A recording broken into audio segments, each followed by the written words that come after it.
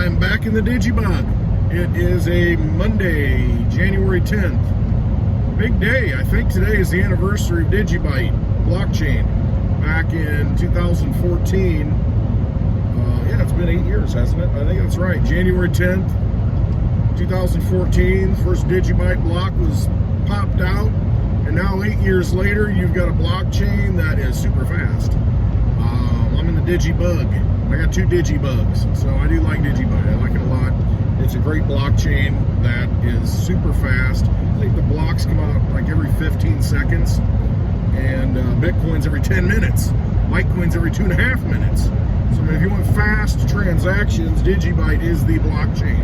And the good thing is, it's not one of these pre-mined coins. In other words, the developer came out with a bunch of coins and dropped it on the market, made money on it. Nope, this is a mined coin, so you had to actually use proof of work, resources, computing power, just like Litecoin and Bitcoin. And I think Digibyte is actually I think it's a fork of the Bitcoin code and not the Litecoin code. I could be wrong. I know Redcoin is a fork of the Litecoin code. But, you know, those are all mined coins. I mean, Redcoin's now proof of stake after it was mined out. But I like the mined coins. I like the ones that take some work. You can't just create them out of nothing.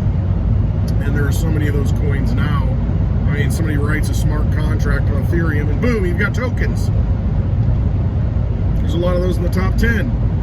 So it's just, you know, but if you put development into them and you put the money into it and develop something and create something, then, you know, it has a use case.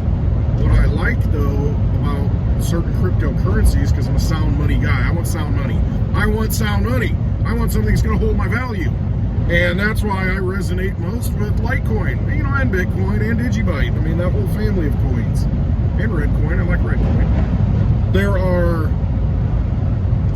I don't know, I started off on a tangent, and I guess, you know, I'm just going to roll with it. But somebody asked me about, I just like the proof of work coins because it takes effort to create them. And it takes consensus and it takes community to support it, the code, and to run the code. So anyway, somebody asked me a question about Veritasium. Now that is an ERC20 token, and what that means is it rides on the Ethereum blockchain. And it is like, you think of Ethereum. Ethereum is I always thought of it as like a big shopping mall, and you've got all these shops into it, but you know, it's still that shopping mall. That's the blockchain, and inside of it you've got several shops, and they're all riding on in a smart contract. And all a smart contract is, it's just dumb, really. It just runs code, you know, executes code based on this or this, and it's not that big of a deal. But anybody can create a smart contract. It's just, what technology are you bringing to the table, and is it going to be useful, and are people going to buy into it? But Veritasium, back in 2017, Reggie Middleton, I remember he had an ICO, and there was 100 million, and that's what's written in the smart contract, 100 million Veritasium tokens could ever exist. Now, he had an ICO, which at the time is called an initial coin offering, which takes its name from an IPO, an initial public offering, you know, on the stock markets. So an ICO was all the craze in 2017, kind of like NFTs now. Everybody had to get it. It was going crazy. People were, I mean, these things shot up, and 10 times, 100 times, 1,000 times from what they came out and the initial price was. Veritasium, when it first came out, you had the opportunity to buy, I think it was $1.50 for one Veritasium, and then if you waited past a certain time frame, it became $3, and I think the price went up until the sale was over, and then you just had to deal with what was on the market. Well, only about 2 million sold, so there's 98 million that have not sold, and I believe, you know, I don't know if Reggie Middleton, the developer, has got control of those 98 million, or if the SEC took control of those, or has some sort of block on them. I'm not 100% sure.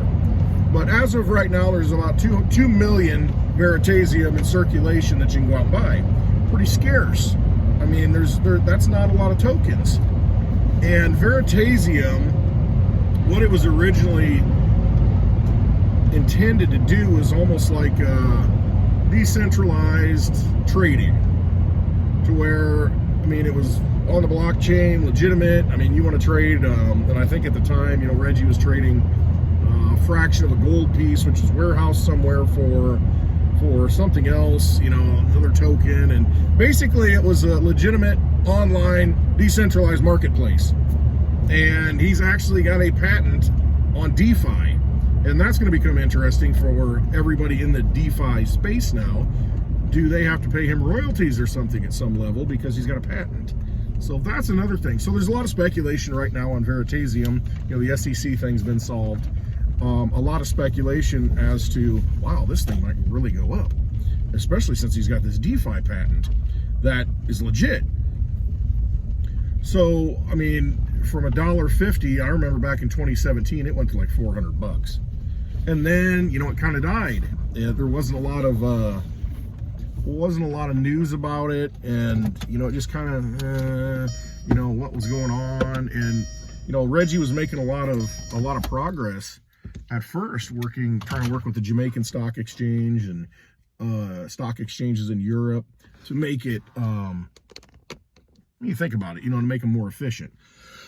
And then the SEC got involved and kind of derailed everything. Well, that's kind of behind him now, and now Veritasium's back up. I mean, it had gone into the single digits from $1.50 to $400 all the way down to about, I don't know, it was like $5, maybe less. And you could have scooped them up for that, but they're not easy to get. There's only 2 million of them. You got to go on usually like a decentralized exchange, and those aren't easy to use. And, you know, it wasn't easy to get. But now, you know, last time I looked yesterday, it was like $150, $60, $70 for a Veritasium, and it varies. So it varies, pun not intended. So a lot of people are kind of excited about it. You know, hey, is this technology going to come back out? And Reggie's going to do something now that he wanted to do before, you know, before he was kind of derailed. Now, Veritasium is a coin that, if you're familiar with Cliff High, in his data was going to be a big winner. That some governments would have a use for it. It would be something that's, you know, a big deal. And, you know, really hadn't become that. But now it's almost like it's coming to fruition. And before,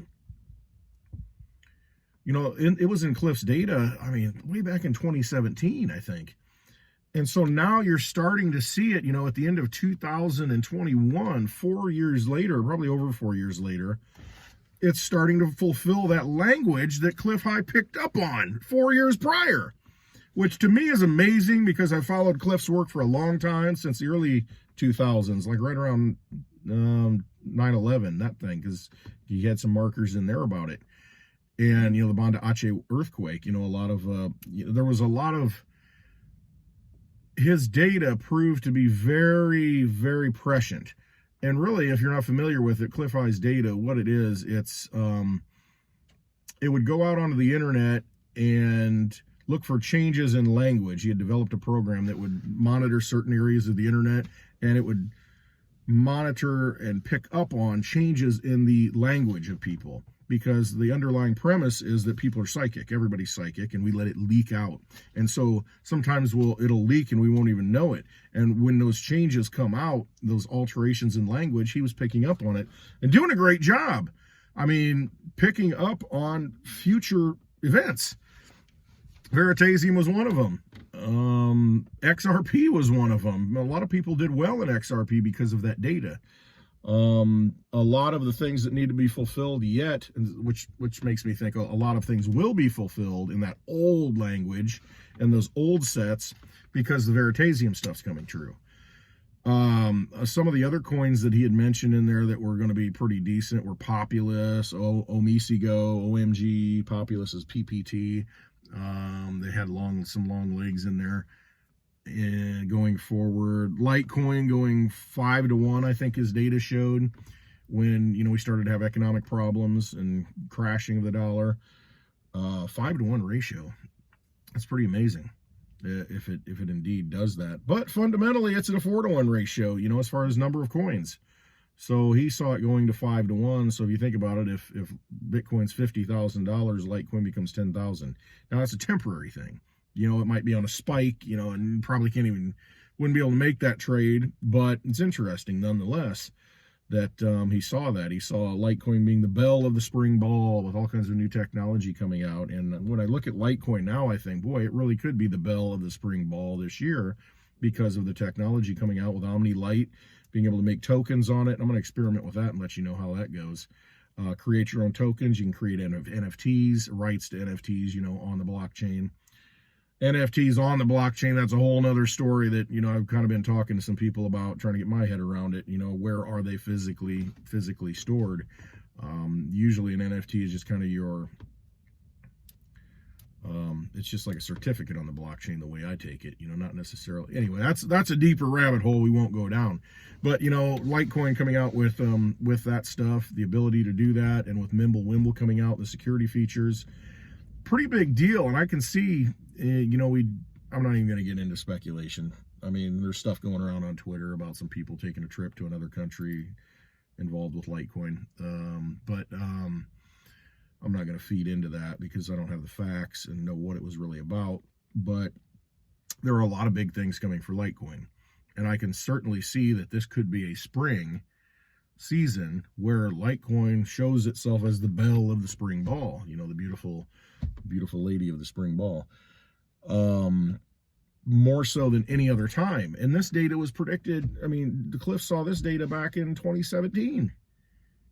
And here you are, over 4 years later, possibly seeing it fulfilled. So I start paying attention, and I'm going to go back and read some of the reports. And I think you can get those reports now. He was selling them at the time, and I would buy them up because I just loved it. I think you can actually, if you're very interested in that, I think you can email him on his website, halfpasthuman.com, and there's a way to contact him. If you're serious about it, don't be bothering him because he's a busy guy. But, if you're seriously, legitimately wanting to look at those reports and start reading them, it's a lot of reading, you can reach out to him, and I think he'll make those available to you because it's good stuff. It really is. It's fascinating that WebBot, what it did, and the linguistics that it picked up on. And I believe we're all psychic at some level. We've all experienced that, the phone's ringing and, oh yeah. How many times have you ever seen, last night it happened to me, I don't even remember what the word was, but it happens to me all the time, that I'm listening to something, I'm writing something down, or I might be reading something and listening to something at the same time, and the word, at the exact moment I read that word that I hear, on a television show, or I hear on a podcast, and I'm seeing it right there. I'm like, right there. And it seems so coincidental. There are no coincidences. I guess there are coincidences, but there maybe aren't accidents, let's say. Real accidents. Everything's meant to be. I'm just rambling. I can't stop. But yeah, I think Veritasium, to go back to what I was talking about, somebody had asked in the chat about, or in the comments of one of my videos about Veritasium. I think the concept of it and that decentralized nature of cutting out middlemen and being able to trade those goods on a platform, those commodities on a platform that is blockchain based, that will track it, and so you've got all the information that you need. I think that's a super valuable thing. That can apply to any business. It's unlimited. So his technology that in Veritasium, I think, is pretty amazing stuff. I thought that at the time when it came out. The issue that I have with it, and maybe it's not an issue, and maybe it's just my own ignorance, is that it's an ERC20 token on the Ethereum blockchain. And I know how expensive Ethereum transactions can get when those blocks fill up. You could be paying over $100 just for a transaction. And what that means is, it's like your ticket to get your transaction into the block, of the blockchain. And it's been ridiculous, because the network gets so bloated because there's so much going on that network. And so I don't know how that affects the efficiency of Reggie's Veritasium product, because it is built on Ethereum. Now, in the past, he said, hey, if Ethereum doesn't work, it's very easily ported over to another blockchain. And with all the other blockchains that are competing with Ethereum, I think if it did become an issue to where the gas fees, the fees to send stuff using Veritasium on Ethereum became too high, he would just move it. Move it to something else, Polygon, whatever blockchain, Cardano, Tron, whatever, any blockchain other than that, one that works. So I don't think that's a big showstopper. It may be temporarily, but going forward, I don't think it's a big deal. The technology can be ported over to something else. So, I mean, Veritasium sounds like if he continues going down the path that he's on and gets it implemented and you get big players using it, I think it's a big deal. And if you have to have those very tokens, which I think you did in the platform as your, to use it and to, be able to make transactions on that platform. I mean, there's a use case for Veritasium, but if there's only 2 million on the market, that's pretty scarce. I mean, you realize there's 19 million Bitcoin that exist and 21 million that could ever exist. And if there's only 2 million on the market, it's pretty scarce. That kind of gets into some weeds there, but, still that, because there's still 98 million that could possibly come on the market. But still, if the product has a great technology, it's going to go up. That's what it comes down to. And it looks, it looks pretty good. It could be something to, maybe just look at, maybe it's something you'd want to invest in. I don't know. But I think it's definitely worth the time to take a look at it. All right, enough of that rambling. Happy birthday to Digibyte. Thank you for everybody who's been watching my videos and subscribing and making comments. I really appreciate that. I'm thankful that you spend your time and take time out of your day to watch my videos. And I try to put some truth out there. I try to just call it like I see it. And if you've got a question, I try to answer it, just like the Veritasium thing. I can't remember who it was in the comments said that. And I said, yeah, okay, I'll take a look at it. And, just give my 2 cents worth, or 2 Satoshis worth. And a Satoshi, for those of you who don't know, it is 0.0000001 of a Bitcoin. I think I did that right. 0.07 times and then 1. So 8 digits to the right of the decimal point. 1 Satoshi. Named after Satoshi Nakamoto, the creator or the pseudonym of the creator of Bitcoin. So a big happy birthday to Digibyte. Awesome blockchain.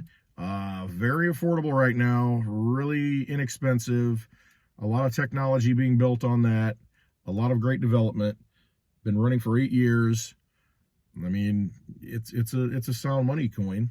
I mean, it is. It's just there's 21 billion of them, so it's not as, look at it as, you've got gold, Bitcoin, you got silver, you got Litecoin, and then Digibyte could be something like copper, zinc, or, some other metal, that takes work to get out of the ground. It's just more plentiful, so it's not going to have as much of a store of value as a Bitcoin is, or Litecoin will at some point, it's more payment now, but it will become a store of value pretty soon. But Digibyte, there's a lot more of them, so that kind of keeps it, so it's not as much of a store of value. But if you do the math on it, there's 21 billion Digibyte that could ever exist, and I think it mines out in like 2035. It'll all be done. You'll have it all, and because it's a much faster rate than Litecoin or Bitcoin. Litecoin, it's like over 100 years. Bitcoin the same way, over 100 years before all of it is mined out. So that 2 million Bitcoin that's left to be mined out of 21 million, it's going to take 100 years to do it, because it gets harder and harder and harder. The difficulty gets harder as you go forward. Same with Litecoin.